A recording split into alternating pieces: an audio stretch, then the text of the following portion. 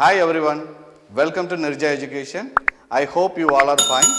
Today I am going to teach a poem from Beehive, the book which I am going to take today, Beehive. The poem name is The Road Not Taken, written by Robert Frost. Before I start, let us know something about the poet. Robert Frost was an American poet and he was born in San Francisco on 26th March 1874. Earlier his poems were published only in England. Later he became very popular in America. And his poems are very simple and it talks about the reality of rural life. Even though his poems are very simple, it has a deep message. And for the collection of his poems, he received the Pulitzer Prize and as well as Poet Laureate Award. And some of the poems are very popular: A Boy's Will, Apple Picking, Mending Wall, Stopping by Woods on a Snowy Evening, and this poem, The Road Not Taken. Before I start this poem, we have to know something about what is meant by poetry. Many poets have told something about their opinions, what is meant by poetry.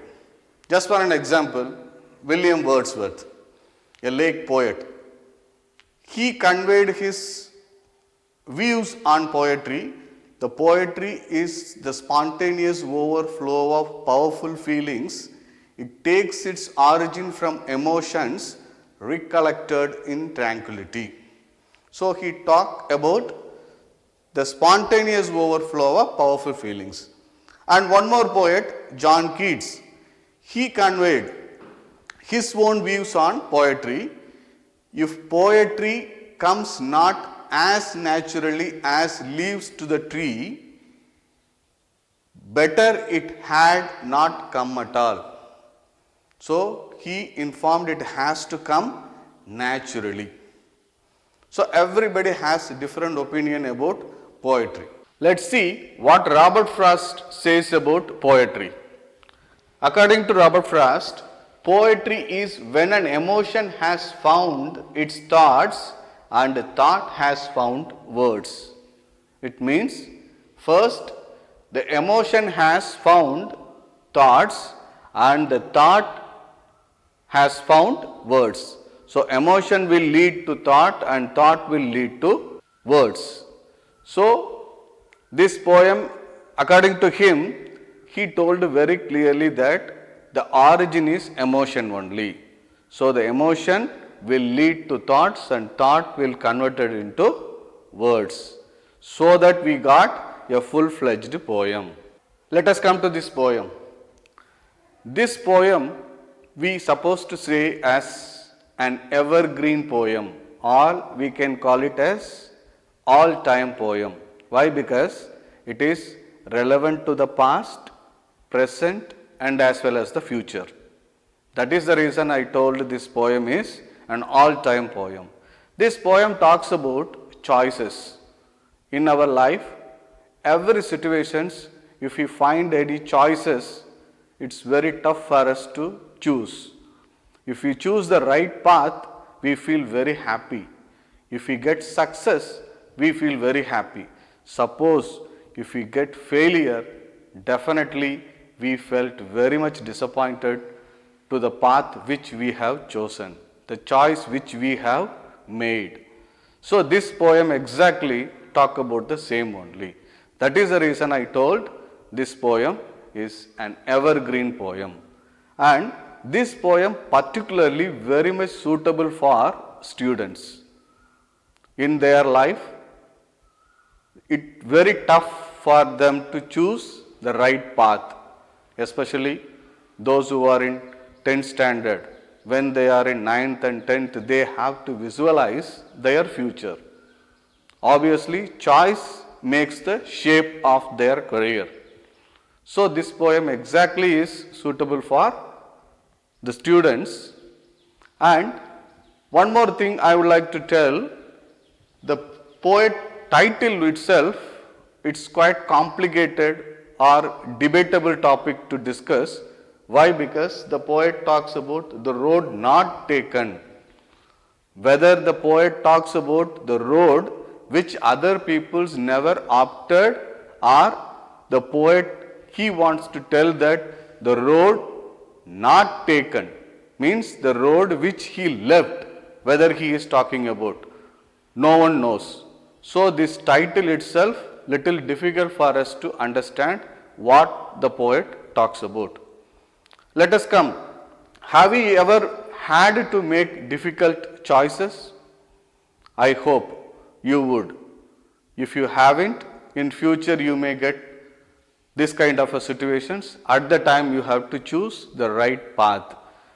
Due to the peer pressure, we can't get properly to take decision. So until and otherwise, if you don't take proper decision, it's too difficult for you to go in towards the right path.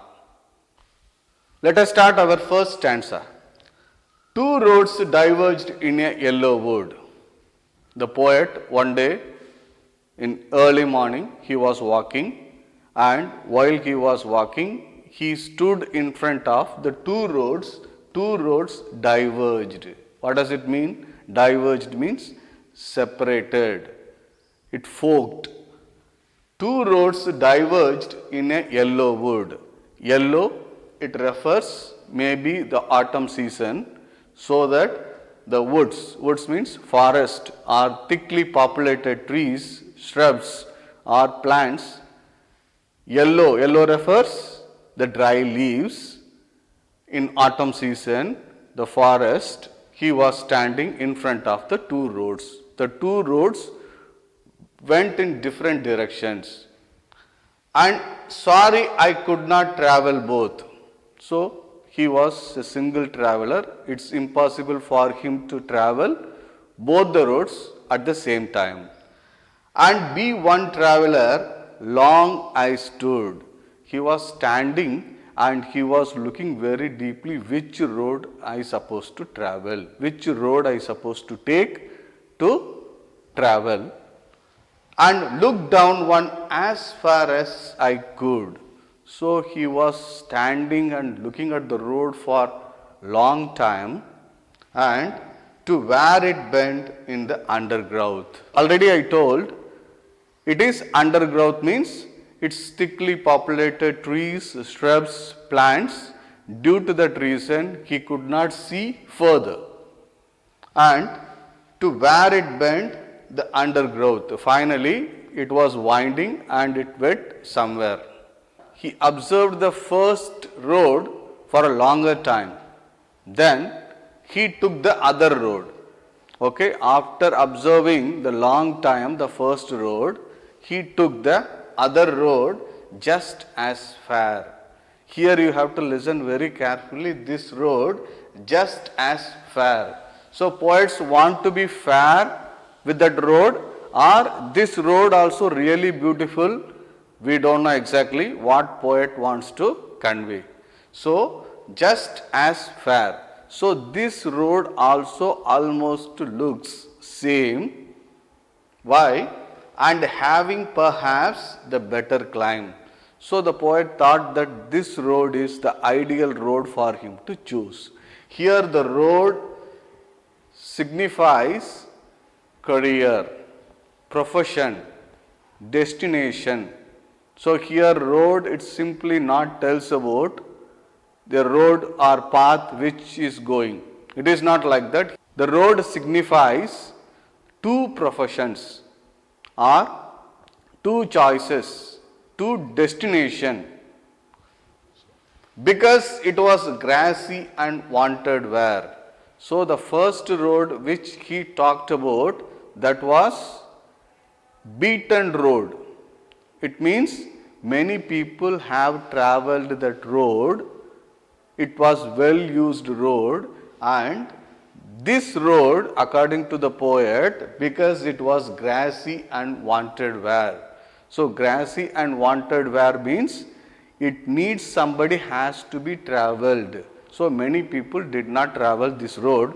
That is the only reason he chose this route because it was full of grass. Though as far that the passing there, finally he decided to walk. So he started walking. While going on, he came to know that almost both the roads were similar. So once again he recalled what statement he told beginning. It was less travelled by. Many people did not use this road. That is the reason I took this road to be travelled. But after walking certain distance, then he compares both the road. Almost both the routes are looking similar. Had warned them really about the same. Almost these two roads are equal only. Let's move to the third stanza. And both that morning equally lay. On that particular morning, and both the roads almost looked similar. In leaves no step had trodden black. As I told earlier, during the autumn season, the leaves started withering. So almost the roads were filled with a lot of dry leaves, and nobody has travelled on that particular road because he may be the first one to travel. That may be the reason. In leaves no step had trodden black. Oh, I kept the first for another day. Here he little bit regret because the first road which he missed out, and he felt that almost both the roads were similar and he did not take the first option. It shows a slight regret, and also he wonder, oh, I kept the first for another day. So he decided to take the very first road on another occasion, yet knowing how way leads on to way. But he did not know, once you have chosen one particular path, you have to proceed. We can't stop in between and we can't go back to choose the first road. Here also, yet knowing how way leads on to way, I doubted if I should ever come back. So once he opted the choice, he is supposed to travel further on that same road only. If future permits, he would take the first road later on. Let's see the last stanza of this poem. I shall be telling this with a sigh. What does it mean, sigh? A sigh may be a deep breath. A deep breath can be occurred during the time of displeasure, or if you get happiness, it's a kind of a relief. We are not sure about what kind of a sigh the poet talks about. I shall be telling this with a sigh, somewhere ages and ages hence. The poet, so far he talked about the past, but now the poet takes us to the future. I shall be telling this with a sigh, somewhere ages and ages hence. So after many years means the poet takes us to the future, and he will be telling all these things in with a sigh, with a deep breath, a relief, a kind of a relief, or it a kind of a displeasure, no one knows. Two roads diverged in a wood, the very first line. So in the future he would tell these things to others. Two roads diverged in a wood, and I took the one less travelled by. So the poet took which road? Less travelled by means the road which many people did not take for travelling. That kind of a road the poet chose, and that has made all the difference. So the choices which had made by the poet, that was a huge difference in his life. So in that same line, we can take it for ourselves also. Whenever we are making any choices, At the end of the day, we felt if we get success, we felt very happy. If you get disappointment, and definitely you may release a sigh of disappointment. If you get success, you may feel a sigh of happiness. So here the poet did not reveal anything whether he got success or not, but it is totally applicable for everyone's life. So choices are the matter. While taking choices, you have to be very careful. If you take the right choice, we will be the winner. So that is the reason I told this poem is an evergreen poem. Even though many places we found the things are not clear, but still it gives a clear picture. While making choices, we have to be very careful from this poem. I hope you understood this poem. Now let us see the literary devices, I mean the figures of speech used in this poem. Look at the first line. It ends with sai, the word sai, then followed by the third line I, and next line by. So these all three words are rhyming together, rhyming same, sai, I, by. So this is called as A. And second line, the last word, hence. And the last line, fifth line, difference. These two words are rhyming together. So this is called as B. So AB, AAB. This is the rhyme scheme of the poem. Let's see the figures of speech literary devices or poetic devices used in this poem. All three things are same only. You can call it as figures of speech, literary device or poetic device. All three things are same only. Let's see that rhyme scheme of the poem. Already I told AB, AAB. And second one, alliteration, the repetition of consonant words in a particular line. So wanted where, the W, it repeats here, W like that. Here first for another day, once he mentioned first for, F. These two words comes twice in a successive manner. Next one, metaphor, implied simile. Here the road talks about life. So road, it's not just a path, it related to life. And second one, yellow wood, it is the making decision in hard times. Whenever we are in difficult situations, how we are making decision. It tells about yellow wood. And simile means here it comes as, just as. So the word comes as, just as. So this is simile, the word like or as. It signifies simile. The next one, personification. An inanimate object has the quality of human being. So here wanted where, it tells the path. Path itself needs a person to be travelled. The path doesn't have any life.